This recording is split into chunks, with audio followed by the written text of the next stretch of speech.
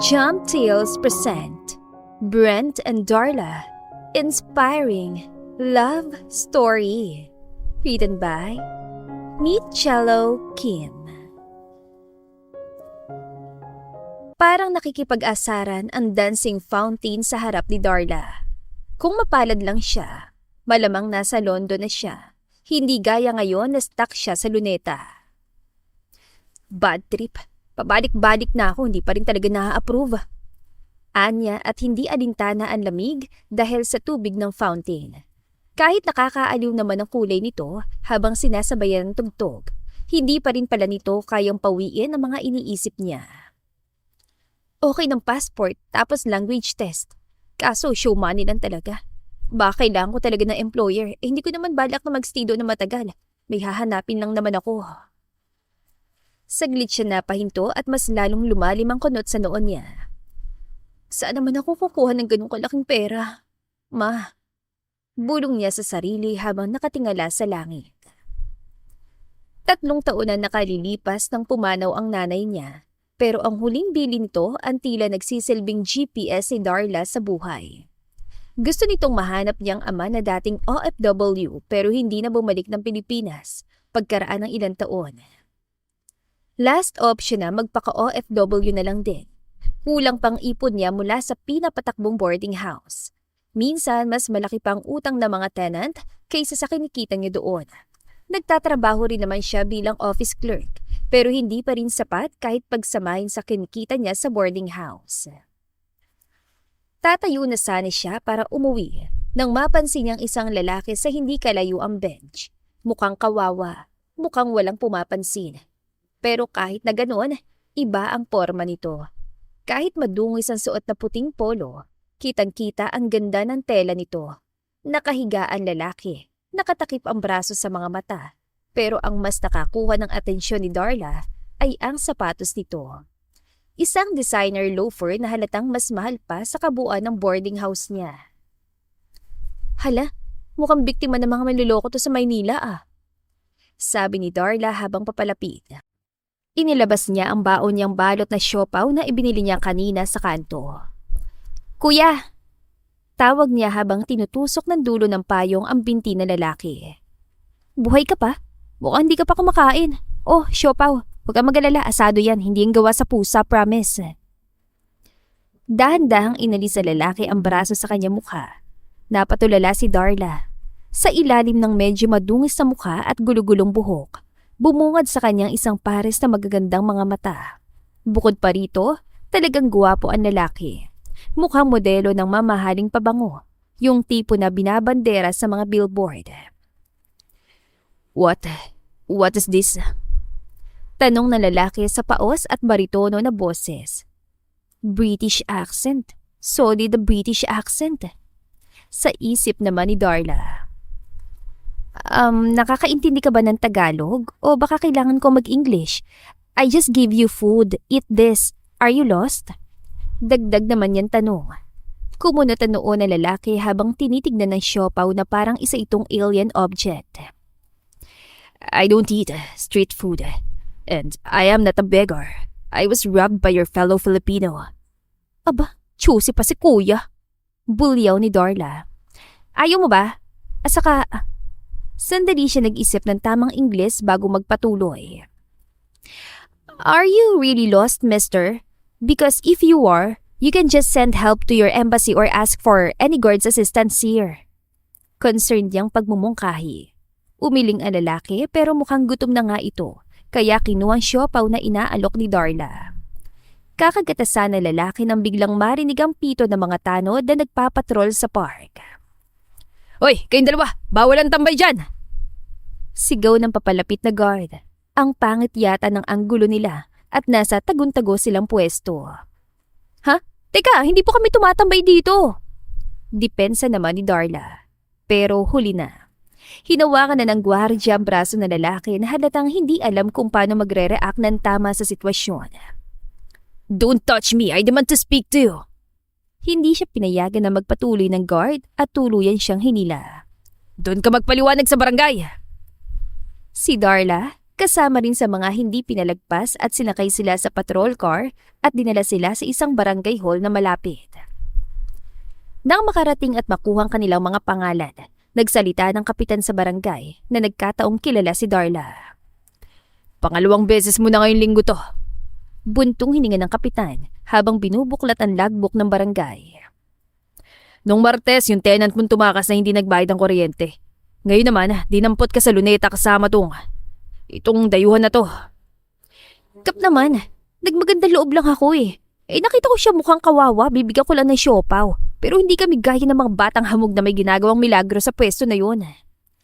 Reklamo at depensa naman ni Darla habang nakaturo sa lalaking mukhang half Filipino, yung parehong lalaki na pinagmalasakitan niya kanina. "I told you, I was robbed," giit ng binata. "My phone, my wallet, my passport. That snake took everything." "Oh, di ba? Mukha ba ako nagsisinungaling at mukha bang papatulan ako niyan?" Hirit pa ni Darla. Dahan-dahang may kinapa ang binata sa bulsa ng kanyang puting polo. Isang lukot na piraso ng papel. Inilapag niya ito sa lamesa ng kapitan na parang isang mahalagang dokumento. "That's the only thing I have. The address of the man who invited me here. I trusted him because I thought we're friends. He said we would start a business in Manila." May hinanakit na pahayag ng binata. Kinuha ni kapitan ng papel at binasa. Nanlaki ang mga mata niya pagkatapos. Halata kasing nagulat at naguluhan. Sinilip ni Darla ang papel. Halos malaglag ang panga niya dahil eksaktong address yon ng boarding house niya. "What?" Untag naman na lalaki. "Well, sir," parang nag-aalangan na sambit ng kapitan. "That is the address of this woman's property. She owns a boarding house." Automatikong kumunatan noon ang binata. Pagkatapos ay pinakititigan ng masama si Darla. It only means that you are with him. You lured me to this country so you could scam me." Akusa pa ng binata. Pumagit na muli ang kapitan sa dalawa. "Teka lang baka may misunderstanding. Mister, do you know the name of the person who scammed you?" "Well, his name is Jojo Lopez." Sagot ng lalaking gwapo. Si Jojo, tenant ko yan. Biglang hindi na nagpakita, may utang pa nga yan eh." Depensa naman ni Darla pero natigilan siya nang mapagtanto na sa puntong yon parang hinuhusgahan na siya ng lalaki. Okay, I finally got it." Halos pasigaw ng boses ng binata na nagpasindak na mahagya sa barangay hall. "Sir, what are you trying to say?" Sabad naman ng kagawad na kapapasok lang sa eksena. "She and that thief planned this." Walang kaabog-abog na pag-aakusa ng lalaki. "Ano ka mo? Gusto mo bang tadyakan kita pabalik ng luneta?" Singhal naman ni Darla sa binata. "Tama na yan!" Awat ng kapitan, sabay hampas ng ballpen sa lamesa. "Darla, madam, suki ka na rito sa dami ng reklamo mong tenant. Kilala kita, alam kong hindi ka magnanakaw. Pero ikaw din na nagsabi, iniwan ni Jojo mga gamit niya sa'yo, di ba? Baka nandun yung clue kung nasa ng taong yan. Tulungan mo na lang." Tumingin naman ang kagawad sa lalaki. "What is your name, sir?" "I'm Brent Boyer from the UK." Sabi ng binata na nagpaangat ng kilay ni Darla. "Okay, I will give you a tip."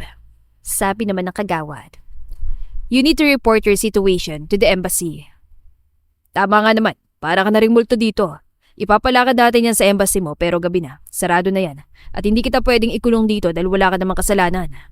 Sabat naman ng kapitan. "Kaya naman Darla, dalhin mo muna siya sa boarding house mo." Biglang napaatras si Darla, tanda ng unang reaksyon niya sa pagtutol. "Kap naman, mukha ba akong shelter for lost foreigners?" "Isipin mo to Darla." Mahinahong pakli ng kapitan. "Isang tao lang hinahanap nyo. Baka itong ano ulit pangalan mo iyo? Brent? Baka itong si Brent ang susi para mahanap po si Jojo at mabayaran ka sa utang niya. At ikaw naman Brent, itong si Darla lang makakatulong sa'yo dahil nasa kanya mga gamitan na iwan ng kaibigan mo. Matutulungan yung isa't isa." Nagkatinginan sina Darla at Brent, pero para kay Darla, mukhang hindi naman nauunawaan ng binata ang pinaliwanag sa kanila. "Fine," sabay nilang sabi. "Good, nakakaintindi pala ng Tagalog tong isa." Halakhak naman ng kagawad. "Pero walang libre." Paunang banta ni Darla. Sa boarding house ko, wala nakatira ng hindi nagtatrabaho. Maglilinis ka, mag-iigib ka, at higit sa lahat, bawal kang gumamit ng aircon dahil hindi ko afford na tumas ang kuryente ko. Hindi na sumagot pa si Brent. Sa halip, nakipagkamay lang siya kay Darla habang nakabusangot. At pagpasok pa lang sa gate ng paupahan, alam na agad ni Brent na hindi niya magugustuhan ang lugar na ito. Para sa isang taong sanay sa penthouse, ang boarding house si Darla ay parang kasing lawak lang ng storage room o bodega. Banyaga rin sa kanyang disenyo at mukhang hindi mamahali ng mga materyales. Huwag kang maarte. Sikma naman ni Darla kay Brent dahil nahalata niya ang disgust sa mukha nito. Mas okay na to kaysa sa luneta ka matulog. Paano kung pati sapatos mo nakawin doon o kaya hubaran ka na lang ng kung sino?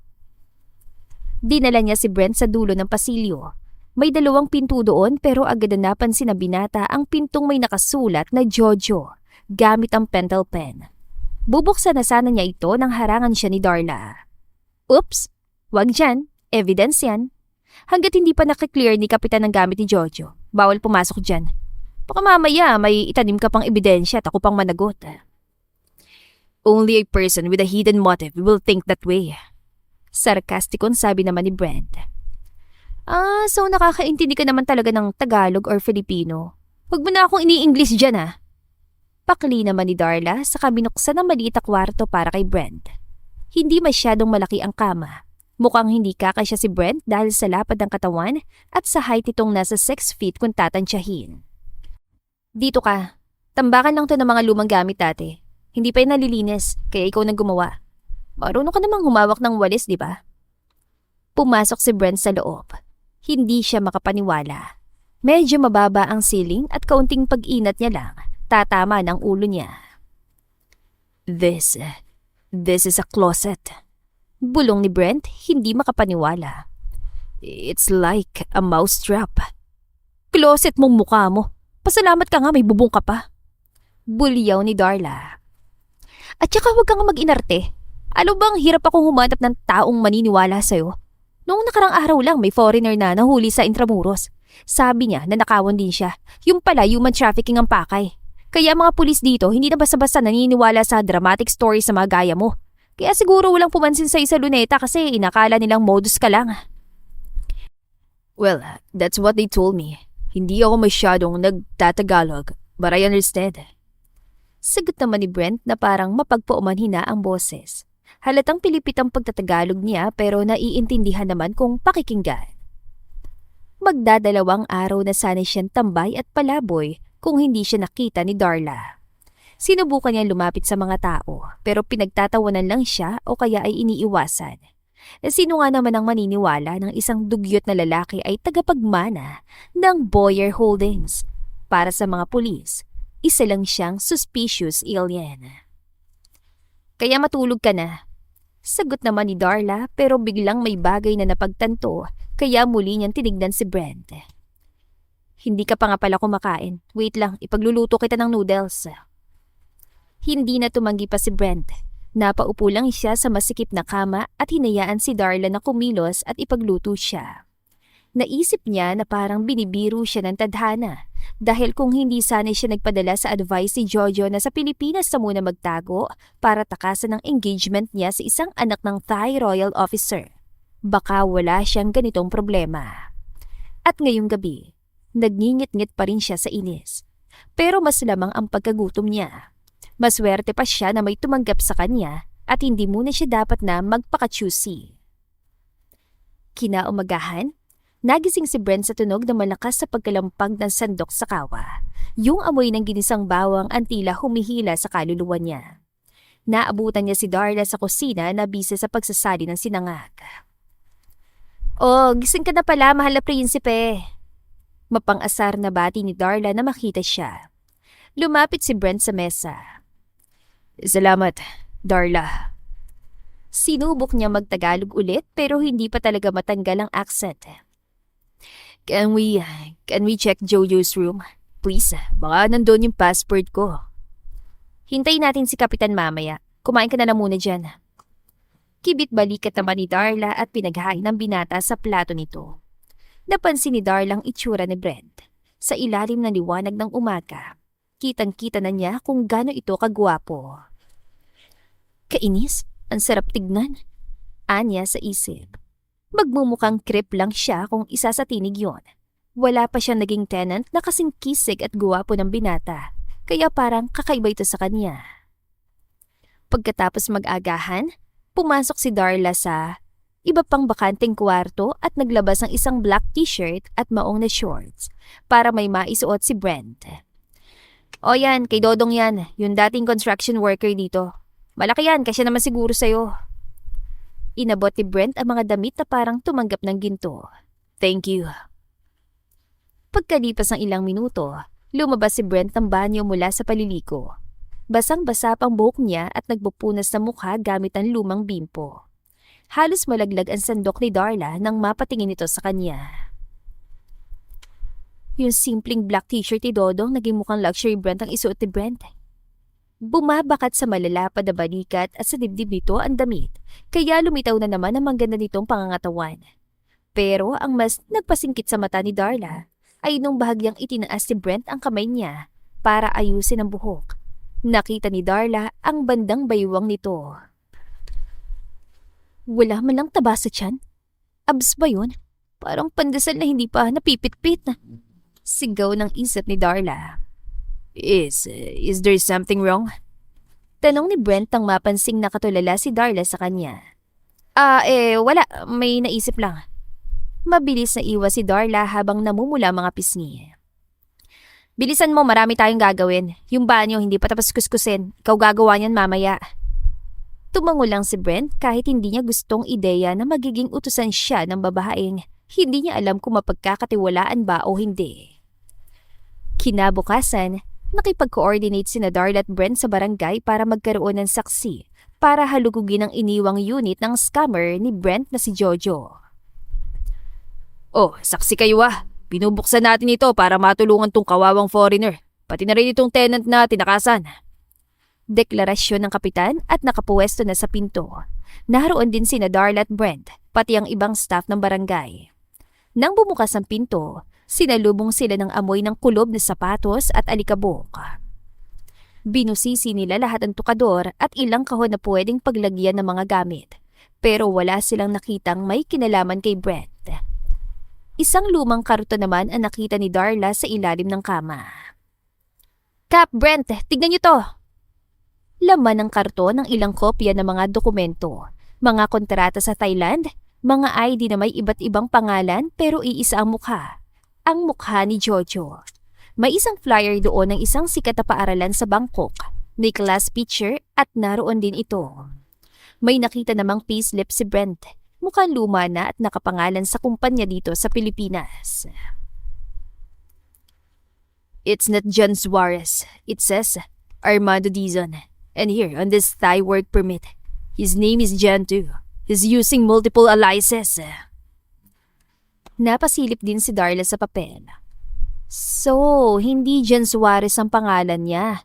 Fake identity ang ginamit niya sa akin nung nag-rent siya. Sunod naman ay tinignan ulit ni Darla ang flyer. Kap, tignan mo, may picture pa siya rito sa Thailand. Kinuha ni Kapitan ang picture. Kung ganun nga, ibig sabihin, planadong lahat. Mula Thailand pa lang, target ka na niya, Mr. Brent. Napahawak si Brent sa kanya noo. He knew who I was. He knew I was looking for a way out. He played a loyal friend card while planning to strip me of my identity. Oh, heto pa. May nakuha si Darla na isang maliit na notebook. Sa huling page, may nakasulat na listahan ng mga dates at isang address sa BGC. BGC? Anong gagawin ng kumag na yun sa BGC? Baka doon nagtatago. Kung kinaibigan niya itong si Mr. Brent, ibig sabihin lang, mga mayayaman ang tinitira niya. Pero teka lang, kailangang mapaimbestigahan muna bago natin sabihin na scammer talaga. Sabad naman ang kapitan. Kap, iniwan na nga siya eh. Hindi pa ba scammer yung ganun? Hirit naman ni Darla. That's where the high-stakes clubs are. He's probably trying to sell my watch or use my credit cards there. Litanya naman ni Brent. Tumayo ng tuwid si Kapitan. Ganito ang gagawin natin. Gagawa tayo ng formal na blotter report ngayon din gamit ang totoong pangalan niya. Armando Dizon. Darla, kailangan mo samahan itong si Brent sa UK Embassy bukas sa bukas din. I-report nyo na, ninakaw ang documents niya. Mahirap na, baka gamitin niya sa masama. Sige Kap, sasamahan ko siya. Sabi naman ni Darla. At hindi nga sila nag-aksaya ng oras para tulungan si Brent. Binuksan ni Darla ang kanyang lumang laptop para makapag-browse sa internet tungkol sa tamang proseso ng pagrereklamo para sa mga biktima ng scam. Pero dahil sadyang curious pa rin ang kanyang utak patungkol kay Brent, naisip na niyang isearch ang pagkakakilanlan nito. Matingnan nga kung sino ka ba talaga, Brent Boyer. Baka naman scammer ka rin ah. Anya habang nakataas ang kilay at nagtitipa sa keyboard ng laptop. Pagpindot niya ng enter, halos mahulog si Darla sa kanyang upuan. Hindi lang isa, kundi maraming results ng picture si Brent ang lumabas. Halos lahat nasa magagarang lugar at sosyal na party. Given naman na mukhang hindi pipitsugin ng binata. Pero may gusto pa siyang malaman. Kaya naghanap na si Darla ng articles na may kinalaman kay Brent. Article 1. The Elusive Heir. Brent Boyer disappears amidst merger talks. Article 2. Boyer Holdings. One of Southeast Asia's most powerful empires continues to rise. Pero ang mas nagpatigil sa paghinga ni Darla ay ang isang headline mula sa isang Thai lifestyle magazine. Article 3. The Royal Match. Brent Boyer rumored to be engaged to the daughter of a high-ranking Thai royal official. May picture doon ni Brent na katabi ang isang babaeng sobrang ganda. Yung tipo na parang hindi man lamang naranasang pumangit sa buong buhay niya. Bilyonaryo nga. Legit na bilyonaryo. At engaged na. Biglang nanliit si Darla. Tumingin siya sa salamin at napagtantong wala siyang match doon sa babae. Pero kalaunan, agad niyang winaksi ang iniisip. Ay, teka nga, bakit ba ako affected? Wala naman akong crush sa lalaking yun. Pagkuwestiyon niya sa sarili at halatang nababagot. Pero bakit ka pa nagpunta rito, Brent? Sa dinami-rami ng pwedeng puntahan ng isang mayamang lalaki na tumataka sa kasal. Bakit sa Pilipinas pa? Biglang kumatok na malakas si Brent sa pinto. Darla, patulong naman dito sa form. Dinig niyan sigaw ni Brent. Agad na sinarado ni Darla ang laptop. Pagbukas niya ng pinto, nakatayo si Brent doon, nakataas ang isang kilay. Why are you looking at me like I grew a second head? Wala, tara na. Baka maiyak ka pa dyan kapag hindi mo nahanap yung passport mong ginto. Kibit balikat naman ni Darla sabay lampas sa binata. Pagdating nila sa embassy, matapos ang pag-report sa NBI ng sitwasyon ni Brent, pareho silang hindi natuwa sa binalita sa kanila. Kulang na lang ay sipain ni Brent ang exit door ng embahada sa sobrang pikon. I'm a victim. They should be fast-tracking my papers. But what did they do? Maghihintay pa raw ako ng ilang araw. Singhal ni Brent. Hoy, Mr. Brent Boyer, kumalma ka nga. Pilipinas to, wala ka sa bansa mo na express lahat. Iritableng sagot ni Darla habang nagpapaypay gamit ang hawak na folder. Kahit bilyonaryo ka pa sa Thailand o sa UK, dito, foreign national with missing documents ka lang. Wala kang magagawa, hindi naman tayo pwedeng mag-demand. Dagdag pa ni Darla. Pero kahit na, katuwiran pa ni Brent. It shouldn't be this difficult. I even told them I knew Armando, John or Jojo from the academy. We were colleagues. We were instructors together in Bangkok. I trusted him because we shared the same halls, the same parties. Napahinto si Brent saka napahilot sa sentido. I was so stupid for trusting him. I know. Ayan, aminado ka rin pala eh. Hirit ni Darla na parang walang preno ang dila. Hindi naman sa nambibictim blame ako ah. Pero besh, Brent, medyo syunga ka rin sa part na yon. Instructor ka kamo? Matalino ka dapat, di ba? Bakit ka nagtiwala sa ganung tao? At higit sa lahat, bakit sa Pilipinas pa napili mong escape destination? Lumingon si Darla sa paligid. Tinuro ang magulong traffic at ang mga taong nagmamadali. Pugad to na mga kriminal, as they say. Sa laki ng pamilya mo, dapat sa Switzerland ka nagtago o kaya sa Mars.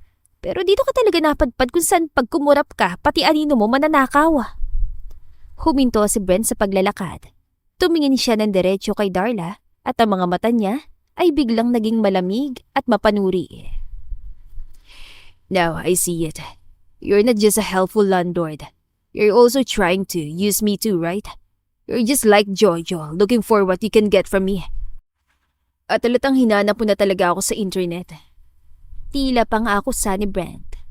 Sandaling natigilan si Darla, pero imbes na mahiya o mag-deny, itinaas niyang kanyang tingin sa binata. Yes. Walang pag-aalangan niyang sagot.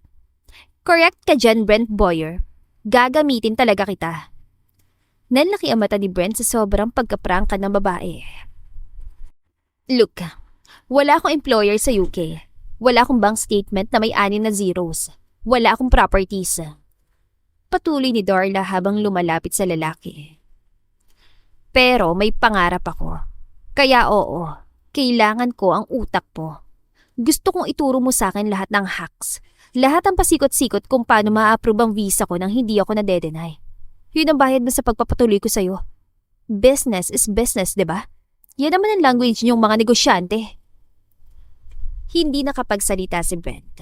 Sanay siya sa mga taong gumagamit sa kanya ng patago at may kasamang matatamis sa salita. Pero si Darla, ibinato talaga sa mukha niya ang katotohanan ng walang disguise. You're unbelievable. Iling ni Brent, pero sa dulo ng labi niya, parang may konting ngisi na gustong kumawala. I'm practical, Brent. Yun ang survival skill dito. Sagot ni Darla sabay turo sa dulo ng kalsada.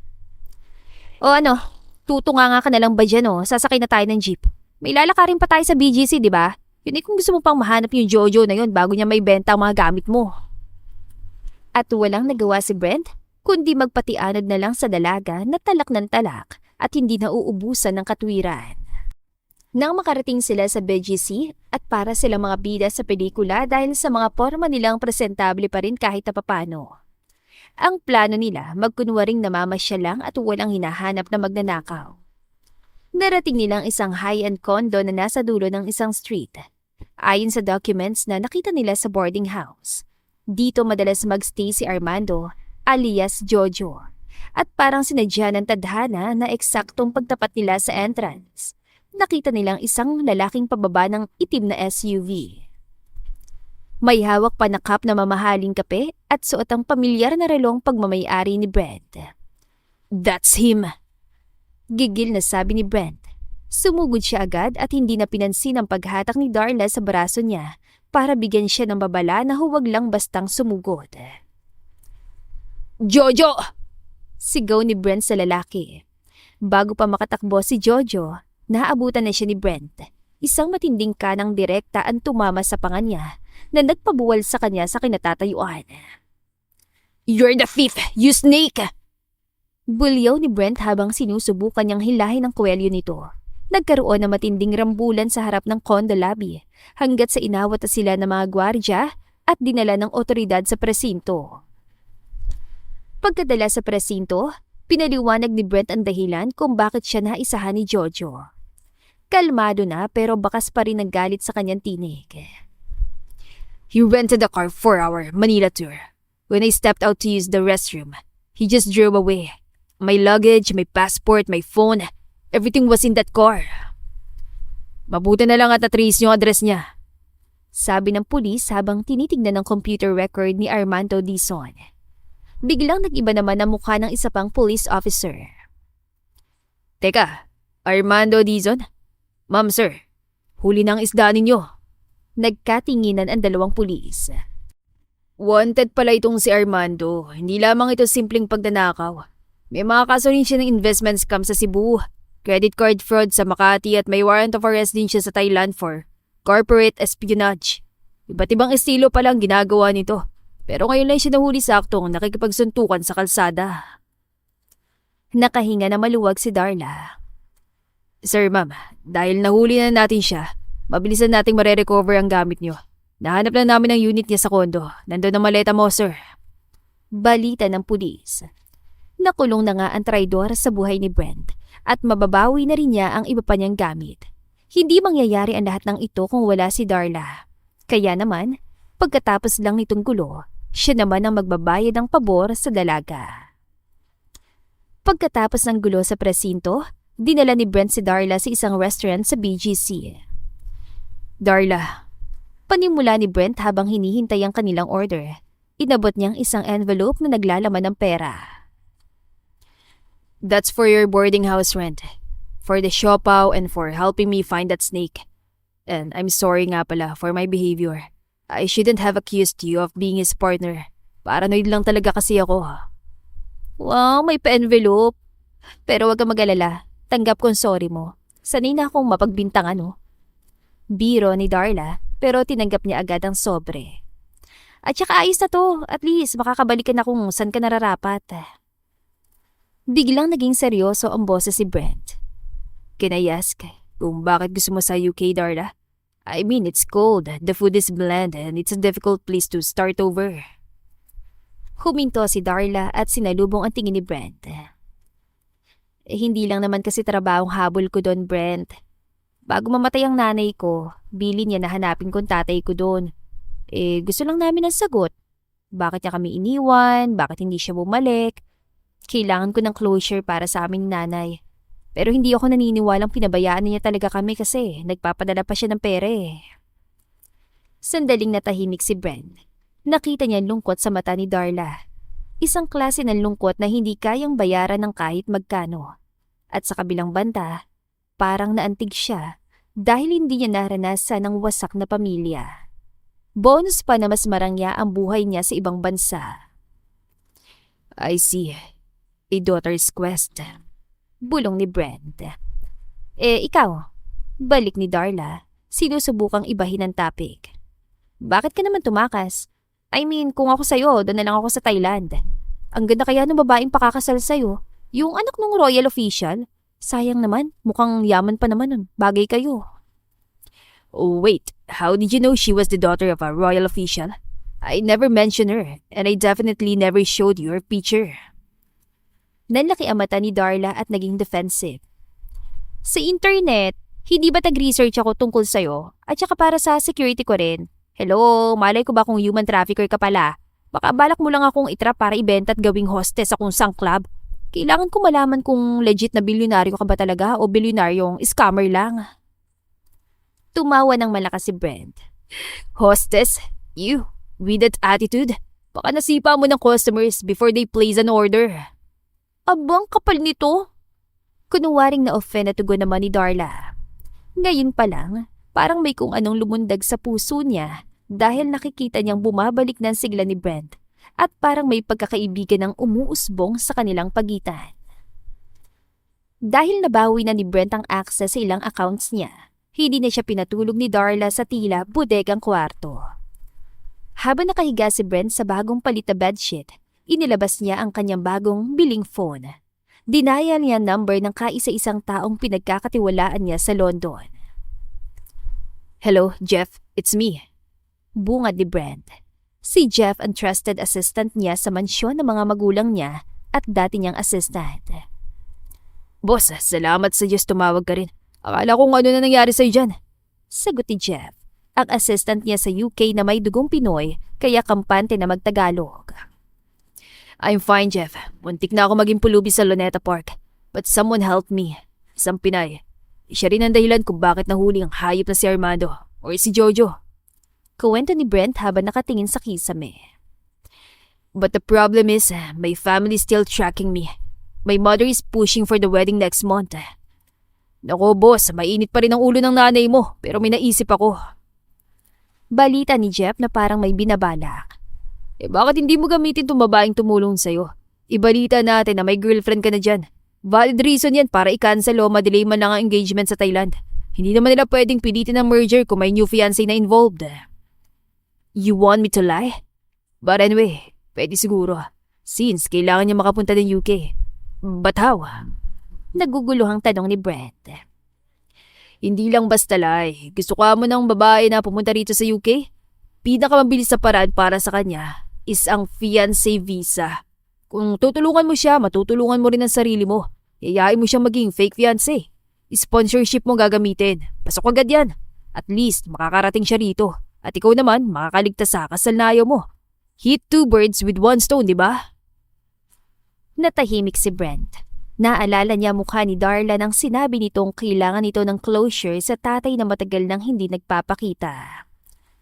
Jeff, hindi madaling kausap si Darla. Baka bugbugin ako nun kapag inalo ko ng kasal. Kahit fake lang.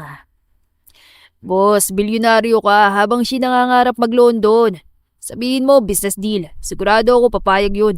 At saka hindi mo naman siya pakakasalan talaga. Habulin ba kayo ng embassy kung hindi tutuloy ang kasal? Pangungumbinsi ni Jeff sa kabilang linya.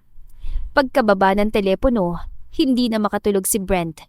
Nakikita naman niya na hindi mapagsamantala si Darla at deserve nitong tulungan. Kaya nga lang, hindi niya pa ito nagagawa sa buong buhay niya. Sanay siya na mag-utos, pero hindi siya sanay na mag-abot ng tulong. Pero nang makilala niya si Darla, mas lalong lumalim ang pangunawa niya sa mga bagay. At sa hindi malaman dahilan, parang ayaw muna niyang umalis sa Pilipinas dahil naramdaman niyang malaki na pala ang impact ni Darla sa buhay niya. Kinabukasan, habang nag-aalmusal, biglang nagsalita si Brent ng seryoso. Heto ng timing para i-alok kay Darla ang isang deal. Pero hindi nagustuhan ng dalaga yon at matinding pagtutol agad ang kanyang narinig mula rito. Kasal? Hoy Brent, bilyonaryo ka nga pero parang nabaliw ka na sa init ng Pilipinas ah.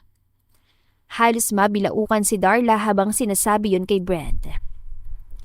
This is a win-win situation. Bros, makakapunta ka sa UK na mabilis. Walang employer-employer.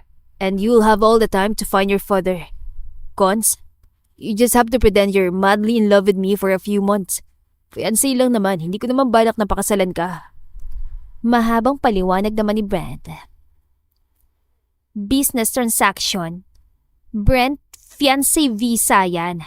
Ibig sabihin dapat ikasal tayo within 6 months pagdating doon. Hirit ni Darla. At saka nung alam ko sa pagiging fiancé ng isang bilyonaryo, baka mapahiya lang tayo at hindi maging convincing. I will coach you, and in exchange, my family will back off from that royal marriage. Trust me, they'd rather have me with a Filipino wife than lose the boyer heir entirely. Sagot naman ni Brent. At saka, Filipinang nanay ko. Ayun naman pala. Tila magaan na sagot niya saka napataas ang kilay. Fine, pero hindi ako papayag na umarte tayong sweet sa isa't isa. Deal. Mabilis sa sagot ni Brent. But we have a problem. The embassy needs proof of a subsisting relationship. Pictures, social media posts, and travels. We need to look like we've been together for months. Kailangan i-edit ang dates if you're making a social media post. So, kailangan talaga na may proof na may relasyon? Pero paano ang trabaho ko? May shift ako sa private office sa Makati next week. Hindi ako pwedeng basta-basta umabsent para lang makasama ka. Problemadong sagot ni Darla saka sinalubong ang tingin ni Brent. At isa pa, nagsasawa na ako sa pagbumukha mo rito. Ang dami ko ring pagod simula na dumating ka, no? Dagdag ni Darla saka uminom ng isang basong tubig. Palibhasa, gusto niyang itago ang kilig na nararamdaman dahil sa alok ni Brent. Pero mas lamang ang priority niya. Kailangan muna niyang hanapin ang tatay niya. Bonus na lang ang pag-ibig. Nagkibit-balikat si Brent. Kinuha niyang kanyang phone at may tinipa sa online bank. Saka biglang tumunog ang phone ni Darla. Nanlaki ang mata ni Darla na makitang may pumasok na malaking pera sa bank account. Nasa 100,000. Hala, ano to? Ninakawan mo ba ang Central Bank? Bulalas niya at hindi pa rin makapaniwala. That's your resignation bonus, sabi naman ni Brent. Isipin mo na lang na sa akin ka na nagtatrabaho ngayon. Tatanggihan ko pa ba to kung 1 taon din ang kailangan ko para kumita nito? Pero ikaw, binigay mo agad ng isang bagsakan lang. Pakli naman ni Darla at halatang nabura lahat ng problema dahil sa bank transfer ng binata. Para maging convincing ang social media proof ng kanilang relasyon, namasyal sila sa Intramuros at doon nag-hire ng photographer para sa kanilang photoshoot. Parang totoo ah. Bulong ni Darla habang tinitignan ng preview sa camera. Kung hindi ko lang alam na fake to, baka pati ako naniwala. That's the goal, sabi ni Brent, sabay tingin ng diretsyo sa mga mata ni Darla. It has to look real, Darla, kahit hindi naman. Biglang dumaan ang isang malamig na hangin at sa isang segundo, naramdaman ni Darla ang bilis ang tibok ng puso niya. Sa loob ng 2 linggo, nilibot nilang kalahati ng Luzon para lang mas magmukha silang legit couple na hindi lang basta dumaan sa LDR phase. Darla, put on the scarf. We need to make this look like it was taken last December. Utos si Brent habang inaayos ang lens ng kamera. Brent, tanghaling tapat! At saka Mayo pa lang ngayon! Reklamo ni Darla habang pinapahid ng pawis sa leeg at nakasuot pa rin na jacket na tama lang para sa malamig na panahon. Just look at me. Malumanay na sabi ni Brent. Ibinaba niyang kamera at lumapit. Hinawi niyang ilang hibla ng buhok na dumikit sa noo ni Darla. Look at me like I'm the only person who understands you. Napatahimik si Darla. Sa lapit ang mukha ni Brent, naamoy na naman niya ang pamilyar na pabango nito. Tumitig siya sa mga mata ng binata at sa isang iglap, parang mas uminit ang tagaytay. Ngumiti siya, hindi dahil sa utos ng binata, kundi dahil hindi niya kayang i-deny na bukod sa view ng Taal, mas magandang pagmasdan si Brent na mukhang in love sa kanya. Pero hindi lang sa mga magagandang tanawin na tapos ng palabas. Dinala ni Brent ang pagpapanggap sa mismong teritoryo ni Darla. Isang gabi, nagulat na lang ang buong barangay nang dumating ang isang catering van na puno ng lechon, pansit at case ng beer. Sa madaling salita, nagpakain siya sa buong barangay para may ipakita silang proof na naninirahan na ng mas matagal si Brent, na hindi siya basta naligaw lang at naloko ng scammer. Dumating ang araw ng paghukom para sa kanila sa embassy. Ilang buwan din silang naghintay para rito.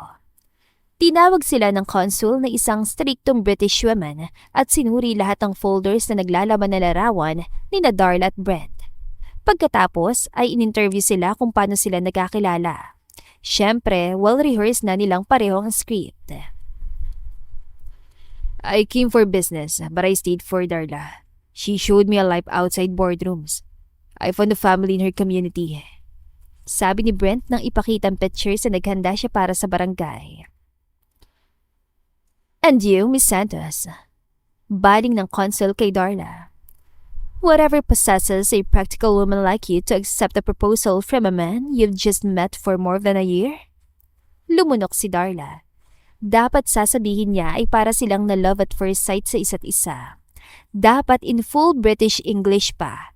Pero nang tumingin siya kay Brent na ngayon ay nakatingin din sa kanya na parang hinihintay ang hatol ng langit, iba ang lumabas sa bibig niya. Ma'am, nung una, akala ko sakit lang siya sa ulo. Simula ni Darla at talagang totoo ang bawat salita. He was lost, arrogant, and annoying. Pero nang nakita ko kung paano niya yakapin yung mundo ko ng walang pag-inarte, doon ko na-realize na siya na po talaga. Si Brent, halatang nagulat kung paano siya sumagot. Hindi lamang dahil sa nagtagalog si Darla, kundi dahil sa parang may sincerity ang sagot ito, na parang may nararamdaman itong paghanga, na higit sa pagmamalasakit bilang dayuhan na naligaw at naloko lamang sa bansang ito. He's not just a ticket out of here, ma'am. He feels like home. Dagdag pa ni Darla. Natahimik ang buong opisina. Haramdam ni Darla ang paghigpit ng hawak ni Brent sa kamay niya. Maaaring hinawakan siya dahil tila hindi nito nagustuhan kung paano siya sumagot o baka natatakot lang din na ma-reject ang visa, gaya niya. Isinara ng consul ang folder. Tumingin ito sa kanilang dalawa, tapos sa picture nilang magkahawak kamay habang background ng view ng Taal Volcano. Your relationship seems undeniably grounded. Sabi ng consul sabay tatak sa papel. Wait for the passport delivery. Welcome to the UK. Paglabas sila ng building, halos matumba si Darla sa semento. Pero baka sa mukha niyang tuwa, parang gusto niya lumundag. Approve talaga tayo? Hindi makapaniwalang tanong niya sa binata. Oo nga, sagot naman ni Brent. Siguro, nakatulong din yung status mo sa London, ano? Kasi may-ari ka ng malaking kumpanya kaya madaling na-approve. Medyo powerful ka doon, ha? Pakli naman ni Darla at hindi pa rin tumitigil sa pagngiti. Pero hindi lang naman dahil sa akin, dahil din sa'yo. Parang may paglalambing sa boses ang binata. I'm grateful that you helped me. I'm only returning the favor. Oo nga naman. Kibit balikat ni Darla. Idiwasan niyang tingin ni Brent dahil gusto rin niyang iwasan ng pag-a-assume na may paghanga ito sa kanya. Hindi rin nagtagal at nakaalis na sila ng Pilipinas. Paglapag sa isang airport sa London, ramdam na agad ni Darla ang pag-asa, bukod sa malamig na klima. Ramdam ni Darla ang panlalamig ng kamay ni Brent na nakahawak sa braso niya nang alalayan siyang sumakay sa loob ng mamahaling sasakyan. "Listen to me, Darla." Seryosong bili ni Brent. "My mother is very intense. She wanted a Thai merger. She wanted a royal connection. Pero kahit anong mangyari, do not shrink. Stand your ground. You are Darla Santos, the woman who tamed Brent Boyer. That's it." "Ano ka ba? Nakakatakot din naman yung nag-interview sa atin sa embassy. Kaya hindi na siguro ako papatinig sa nanay mo, saka Pinay din naman pala siya." Tila kampanting sagot ni Darla kahit parang nilalamon siya ng kaba sa sandaling yun. Huminto ang sasakyan sa tapat ng isang mansyon. Pagbukas ng pinto, sinalubong sila ng hanay ng maids at butlers. Ramdam agad ang autoridad ni Brent na niyuyukuan. Parang nakaramdam ng paniliit sa sarili si Darla. Pero naalala niyang iba nga pala ang mundo ni Brent at isa pa, fake lang naman ito. Basta hindi pa siya kinukutya ng kahit sino rito, wala siyang dapat isipin. Sa dulo ng grand staircase, bumaba ang isang babae. Ito na siguro si Madam Cora Boyer, nanay ni Brent. Undeniably Filipina ang mukha nito at talagang may genes namang ipinamana sa anak. Ang mukha nito ay walang emosyon habang papalapit sa kanila. "Ma," bati ni Brent sa formal na tono. "I'm home, and this is Darla, my fiancé." Huminto si Madam Cora sa harap ni Darla. Tinignan siya nito mula ulo hanggang paa. Habang si Darla naman, inihanda ng sarili sa English insults, sa matapobreng tingin at sa matinding pagtaboy kung sakali. Dahan-dahang tinanggal ni Madam Cora ang salamin niya at sa halip na pagkainis, biglang lumiwanag ang ekspresyon ng kanyang mukha. "Bakit ngayon mo lang sinabi na kababayan ko palang dala mo?" Nasisiyahang bulala si Madam Cora sa anak. Nanlaki ang mata ni Brent, pero nabunutan din siya ng tinik sa wakas. "Ma, didn't Jeep already tell you? Yes, she's a Filipina. Akala ko pagkakamalan mo siyang Thai." Hindi siya pinansin ng nanay niya. Sa halip, hinawakan ni Madam Cora ang dalawang kamay ni Darla at niyugyug ito sa tuwa. "Ay, salamat sa Diyos, kasi kahit papano magaling pa rin pumili ang anak ko." Bulalas ng ginang. Po?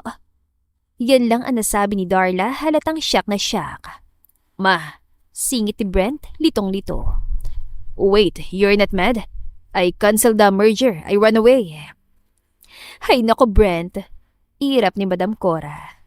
"Pera lang yun. Ang dami na nating pera. Ang gusto ko yung makakausap ko naman ng matino sa mansyon na ito. Alam mo bang hirap na ako mag-English sa mga kasambahay dito? Namiss ko rin naman magsalita ng sarili kong wika." Binalingan ulit ni Madam Cora si Darla. "Iha, marunong ka bang magluto ng adobo?" Opo, Madam," sagot ni Darla, saka unti-unting umingiti. "Specialty ko po yun." Napapalakpak si Madam Cora saka hinila si Darla paakyat ng hagdan. Naiwan lang si Brent na nakatanga. "Tara Iha, magkwentuhan tayo. Tagasan ka sa atin? Kaano-ano mo ba si Vilma Santos? Ay wait, may dala ka bang dried fish?" Nilingon ni Darla si Brent mula sa hagdan. Nagkibit-balikat lang siya at ngumiti ng alanganin. Napailing na lang si Brent saka napangiti habang tinitignan ng dalawang babae. Akala niya, digmaan ang sasalubong sa kanya. Buti na lang at tinanggap pa rin siya sa kabila ng mga ginawa niyang pagtakas. "Welcome home, indeed." Bulong ni Brent sa sarili. Hindi na rin nag-aksaya ng oras si Brent para tulungan si Darla sa paghahanap sa nawawalang ama nito. Gamit niyang koneksyon ng kumpanya para mapadali ang lahat. Pero hindi niya inaasahan ng balitang natanggap. May nabasa siyang pamilyar na pangalan sa mga dokumentong nakalap. "Lucas Boyer," bulong ni Brent. Sa ulat ng investigator, malinaw ang nakasulat. Qualified theft ang kaso ng ama ni Darla na si Danilo Santos at ang complaint ay walang iba kundi ang kanyang tiyuhin. Si Lucas ang kapatid ng tatay niya at ang lalaking tumatayong right-hand man ni Madam Cora sa kumpanya nila. Ang tatay naman ni Darla ang dati nilang driver. 10 taon na rin na nakalipas. Agad na lumabas si Brent ang study room. Kailangan niya makausap ang nanay niya. Pero pagdating niya sa hallway, nakita niyang eksenang dumurog sa puso niya. Nasa sala si Darla at Madam Cora. Halatang masaya ang dalawa na kapag inistorbo niya ay baka mabasag ang moment. Ngayon lang niya nakitang masigla muli ang kanyang ina sa loob ng mahabang panahon. At isa pa, mas gumagaan ang pakiramdam niya kapag nakikitang masaya rin si Darla. Paano niya sasabihin kay Darla ng pamilyang nagpapatuol sa kanya ngayon ay ang pamilyang sumira sa tatay niya? Paano niya sasabihin sa nanay niya na ang bayaw nito ay demonyo at nagpakulong ng taong walang sala? Biglang lumingon si Madam Cora at nakita si Brent. "Oh anak, halika rito. Kinukwento sa akin ni Darla kung paano kayo humantong sa barangay." Natatawang sambit ng ginang. Pilit nang umiti si Brent at apologetic na tumingin sa dalawang babae. I'm fine, just tired from some work. "Magpahinga ka na nga, samahan mo na lang kami ni Darla sa kwentuhan namin, dali na." Utos ni Madam Cora. Kinabukasan, habang tulog pa si Darla, hinila ni Brent ang nanay niya sa garden. Ma, tell me about Danilo Santos. Diretsahan tanong ni Brent. Natigilan si Madam Cora habang nagugupit ng pananim. "Danilo?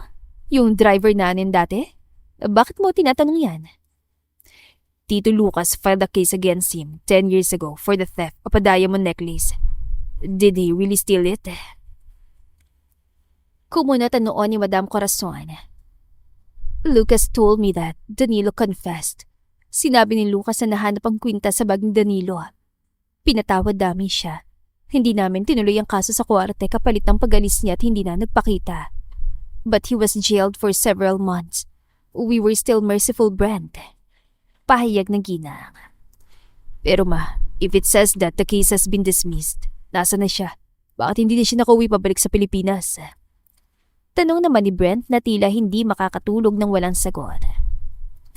"Well, eventually, sinabi ni Lucas na binenta niya yung kwintas dahil nalulung siya sa kasino. At para hindi siya mapatalsik sa board, nakiusap siya sa akin na pagtakpan na lang. Sinabi ko rin sa papa mo. Binayaran namin si Danilo Santos at ang alam namin ay nasa maayos na siyang kalagayan. Nakalaya naman talaga siya. But the problem is, hindi ko alam kung nakahold pang papeles niya. Si Lucas kasi nag-handle doon." Sabi ng ginang pero biglang kumunot ang noo. "Wait, Brent, bakit ba masyado kang concerned?" Because the driver is Darla's father. Nalaglag ang gunting mula sa kamay ni Madam Cora at parang nanlamig bigla ang pakiramdam. Ano? Darla is Danilo's daughter, and she's here looking for answers. If she finds out that Tito Lucas destroyed her father, and that you let it happen, I will lose her completely. Litanya ni Brent. Ang plano ko kapag naayos na namin ang problema ni Darla, pakakasalan ko na siya agad. Mahal ko siya. What I'm feeling isn't fake anymore. Ano? Fake? Halos mabuwal sa kinatatayuan si Madam Cora. So may dagdag bawas sa kwento. At kaya lang napadpad si Darla dito ay para lang talaga sa tatay niya. Hindi kayo magkasintahan? That's right. Pero paano ko siya paninindigan ng totoo kung ganito nangyari? Ma, 1 dekadang nawala sa buhay ni Darla dahil hindi nagpakita ang tatay niya. We've been unfair. Halos mapaluha si Brent at parang gusto nang ibuhos ang sisi sa kanyang sarili. Sa mga sumunod na araw, mas naging busy si Brent. Kanina pa itong nasa west wing ng mansyon, kausap ang ibang investors. Naiwan si Darla sa kwarto ni Brent. Aayusin sana niya ang magulong tie collection nito nang biglang umilaw ang cellphone ni Brent na naiwan sa bedside table. May mensahe mula kay Jeff na assistant ni Brent. Boss, confirm location. Danilo Santos works at a warehouse in Bristol. 6 p.m. ang out niya. Na-forward ko ng address. Nanlaki ang mga mata ni Darla. Nandito nga talaga ang tatay niya at pinapahanap na pala ni Brent. Bakit hindi niya sinabi sa akin na pinapahanap na niya si Papa? Gusto niya ba akong i-surprise? Bulong ni Darla. Nakaramdam siya ng kirot kahit dapat ay maging masaya siya. Pinoprotektahan ba siya ni Brent o may tinatago ito? Hindi na siya makapaghintay. Kung hihintayin pa niya si Brent, baka bukas pa sila makaalis. Kailangan niyang makita ang tatay niya ngayon. Tumakbo siya pababa sa garage. Sakto naman naglilinas ng sasakyan ang bagong hire na driver na Pinoy din na nasa mid-40s, si Kuya Benji. Kuya, tawag ni Darla sa driver habang hinihingal. Oh, Ma'am Darla, bakit po kayo tumatakbo? May sunog ba? Kuya, tulungan mo ko, parang awa mo na. Kailangan kong pumunta sa Bristol. Ngayon na, alam kong bawal ilabas ang kotse nang walang paalam kay Brent. Pero tatay ko yung pupuntahan ko, kuya. Makikita ko ng tatay ko. Nakita ni Kuya Benji ang luha sa mata ni Darla. Bilang isang OFW na may pamilya ring iniwan sa Pilipinas, naintindihan niya agad ang bigat ng sitwasyon. Sakay na, ma'am. Sabi ni Kuya Benji sabay bukas ang pinto ng SUV. Ako nang bahala kay Sir Brent kapag tumawag. Ang mahalaga, magkita kayo ng tatay mo. Halos 2 oras ang biyahe. Pagdating sa address, bumungad sa kanila ang isang lumang warehouse. Nakita ni Darla mga trabahador na papalabas. Nag-abang siya sa gate habang nanginginig ang mga tuhod sa lamig at kaba. At doon, nakita niyang isang medyo matandang lalaki, nakasuot ng orange vest, naglalakad habang bitbit ang isang plastic bag. Pumuti ng buhok nito, kumulubot ang balat, at nabawasan ng sigla, pero kilalang kilala ni Darla ang mga matang yun. Tay! Tawag ni Darla. Halos walang boses na lumabas sa kanya dahil sa impit na paghikbi. Tumigil ang matanda. Nang makita niya si Darla, nalaglag ang plastic bag na hawak niya. Darla. Garalgal na boses ni Danilo. Anak, ikaw ba yan? Tumakbo si Darla at sinalubong siya ng yakap ng kanyang ama na 10 taon niyang hinintay. Sa gitna ng parking lot, umiyak sila na parang mga bata. Dinala siya ni Danilo sa maliit niyang inuupahang kwarto malapit sa warehouse para doon na linawin ang lahat. Tay, bakit? Tanong agad ni Darla habang hawak ang kamay ng ama. Bakit hindi ka bumalik? Haka-haka na mga kapitbahay na may pamilya ka na raw dito kaya kinalimutan mo kami. Pero iba yung kutob ko kasi nagpapadala ka pa ng pera sa amin. Yumuko si Danilo saka tumulo ang luha sa mga mata nito. Wala akong ibang pamilya, Darla. Kayo lang ng nanay mo ang buhay ko. Bakit? 10 taon, tay. Namatay si nanay na hinihintay ka. Galit na galit si Lola sa'yo bago siya namatay dahil akala niya ipinagpalit mo kami. Nahihikbing tanong pa ni Darla. Dahil nakulong ako, anak. Pag-amin ni Danilo, natigilan si Darla. Nakulong ka? Pinagbintangan ako. Nagnakaw daw ako ng kwintas ng amo ko, ng mga boyer. Pero wala akong kinuha, Darla. Na-frame up lang nila ako. Paliwanag ni Danilo at nanginginig ang boses sa hinanakit. Gusto kong tumawag sa inyo, pero hinarang nila lahat ng komunikasyon ko. Lalo na yung kapatid ng amo kong lalaki sa mansyon. Boyer? Parang may kung anong pumitik sa puso ni Darla nang marinig sa amang apelyido. Ayaw niyang isipin na konektado ito kay Brent. Naabswelto naman ako, anak, pero hindi pala na-clear ang ibang papeles ko. Kagagawa nung nag-frame up sa akin. Patuloy ni Danilo. Hawak pa rin nilang passport ko hanggang ngayon dahil sa kung ano nung legal impediments. Hindi ako makauwi. Hindi ako makapagtrabaho ng maayos. TNT ang naging buhay ko rito. Binantaan pa ako ng ibang tauhan na hindi raw ako makakabalik ng buhay sa Pilipinas kung aalis ako. Kaya ito ako. Nagtatrabaho sa isang warehouse sa pag-aari ng kababayan natin. Matanda na siya at kailangan niya ng katuwang sa negosyo. Kaya ako yung kinuha niyang all-around employee. Tay. Nung nabalitaan ko may sakit ang nanay at lola mo, gusto kong lumipad pa uwi kahit lumangoy ako. Pero nakarating sa akin ng balita na ipinagkalat daw sa lugar natin na may second family ako rito. Na masaya na raw ako sa UK. At ayoko rin na mag-alala kayo tungkol sa sinapit ko dahil baka lalong lumala ang kalusugan ng nanay at lola mo. Niyakap ni Darla ang ama ng mahigpit, pero sa isip niya, isa lang ang tumatakbo. Boyer ang apelyido ng pamilyang nagpakulong sa tatay niya. Ang pamilyang naghawak ng passport nito. Ang pamilyang pwedeng nagpakalat ng tsismis para hindi nahanapin ng pamilya sa Pilipinas si Danilo habang nakakulong ito. At ngayon, nasa puder siya ng mga Boyer. Siyang kinikilalang fiancé ni Brent, kaya madali niyang matatrace ang katotohanan. Biglang tumunog ang phone niya at nakitang tumatawag ang binata. Dati kilig ang nararamdaman niya. Ngayon, parang gusto niyang ibato ang telepono. At hindi nga umuwi si Darla sa mansyon. Hindi na siya babalik sa lugar na yon.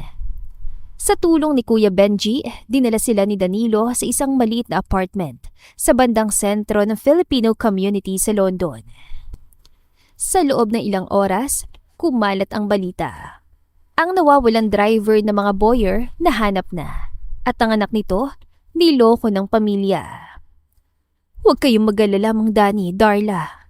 Sabi ni Tita Baby, ang leader ng Filipino Association doon na namamahala rin sa isang remittance center.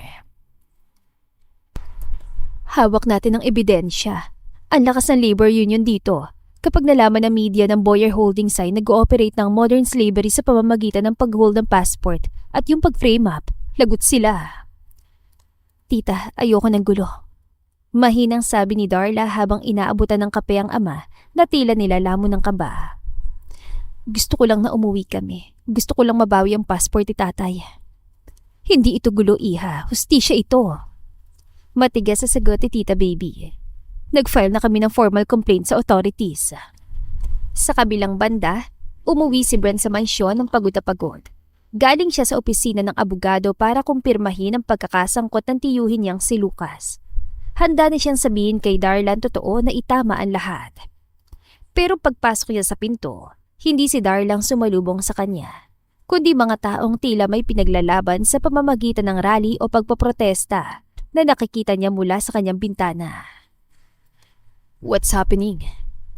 Tanong ni Brent na masalubong sa mansyon ng kanyang ina. It's a disaster! Sigaw ni Madam Cora habang namumula ang mukha. Labor complaint, human trafficking allegations. It's all over the news. Labor complaint? Sa mismong kumpanya natin? Kumunatan noon ni Brent. About who? About the damn driver, Danilo Santos. Buliyaw naman ni Lucas, tiyuhin ni Brent na bigla namang sumulpot. And guess who's leading the charge? Your fiancé. She's gone, Brent. She took the driver and left. Parang binuhusan na malamig na tubig si Brent. Darla knows. She knows everything. Naiiyak naman sagot ni Madam Cora. Agad na tumakbo si Brent paakyat sa kwarto ni Darla. Wala na ang mga gamit ito.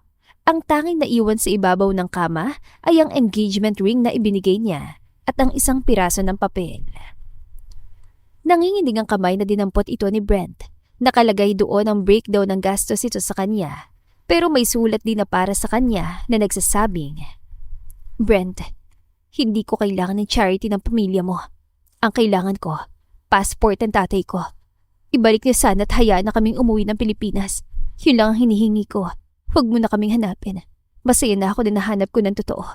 Na ang pamilya mo, ang dahilan kung bakit nasirang pamilya ko. Darla. Doon na pagtanto ni Brent na gumuho ang kanyang mundo. Hindi matutumbasan ng kahit anong yaman ang pasakit na ginawa ng pamilya niya kay Darla. At ngayon niya rin napagtanto na mawawala na ito sa kanyang buhay.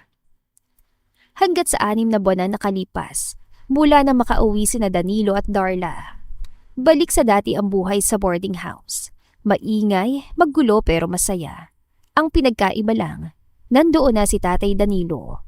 Siya ng tagapagkumpuni ng mga sirang gripo at tagasaway sa mga tenant na maingay magkaraoke. Sa katunayan, ang boarding house na lang ang natitira sa mga pinundar nila noon. Masaya naman si Darla, buo ng pamilya niya.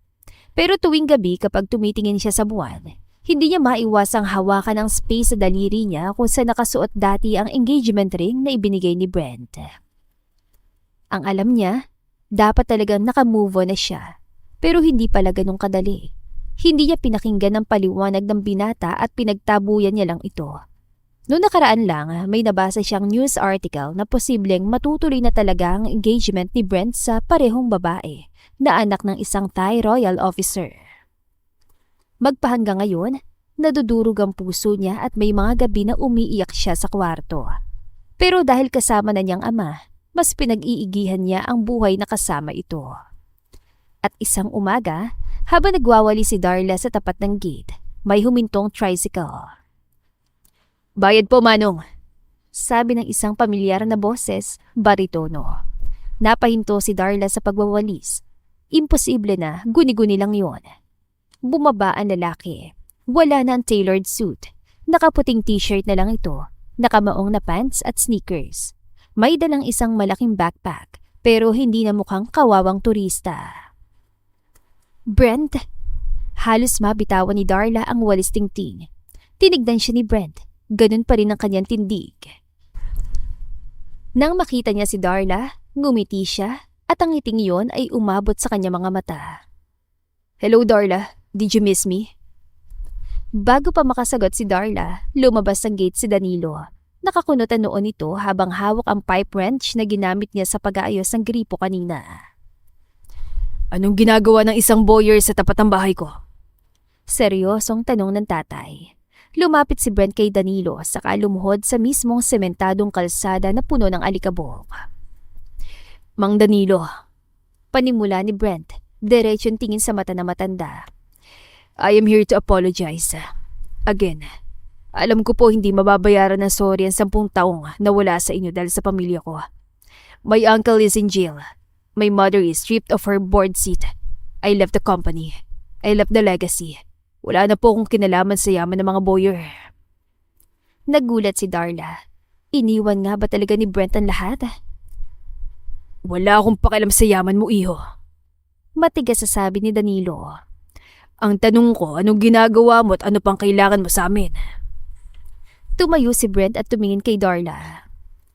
I came back for her. I realized that the only time I felt like a real person was when I'm with her. Mahal ko pong anak niyo, Mandanilo.